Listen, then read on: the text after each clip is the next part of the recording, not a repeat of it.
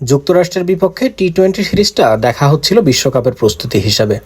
এই সিরিজে হবে নানা পরীক্ষা নিরীক্ষা, এমনও কথাও শোনা যাচ্ছিল। পরীক্ষা নিরীক্ষা তো দূরে থাক, এখন ধোলাই এড়ানোর নিয়েই ভাবছে বাংলাদেশ। পূর্ণ শক্তি দল নিয়েও বাংলাদেশ যুক্তরাষ্ট্রের কাছে হেরেছে সিরিজের প্রথম দুটি ম্যাচ। এমন হারের পর সংবাদ সম্মেলনে বাংলাদেশ দলের সবচেয়ে অভিজ্ঞ ক্রিকেটার সাকিব আল হাসান জানান, সে কথা এর আগেও আপনি শুনেছেন বহুবার, টি-20তে ছোট বড় দল বলে কিছু নাই। যুক্তরাষ্ট্রের বিপক্ষে সিরিজের প্রথম ম্যাচে বাংলাদেশ হেরেছিল 5 উইকেটে।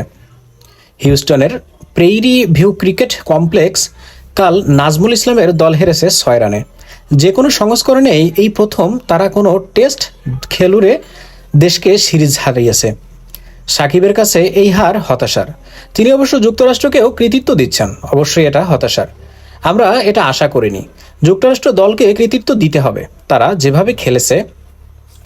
যুক্তরাষ্ট্রের বিপক্ষে 2 ম্যাচে বাংলাদেশের টপ অর্ডার ব্যর্থ হয়েছে। সাকিব অবশ্য দায়টা কোনো বিভাগকেই আলাদা করে দিতে চান না। এটা দলীয় খেলা, সবারই দায়িত্ব নিতে হবে, কাউকে কিংবা কোনো বিভাগকে দোষ দিতে চায় না। টি-20 এমন একটা খেলা যেখানে 3 বিভাগেরই ভালো ক্রিকেট খেলতে হবে। এখানে ছোট বড় দল বলে কিছু নেই, যে কারণেই অন্য 2 সংস্করণের চেয়ে এটা বেশি রোমাঞ্চকর। এর বড় প্রমাণ গত 2 ম্যাচে যুক্তরাষ্ট্রের পারফরমেন্স।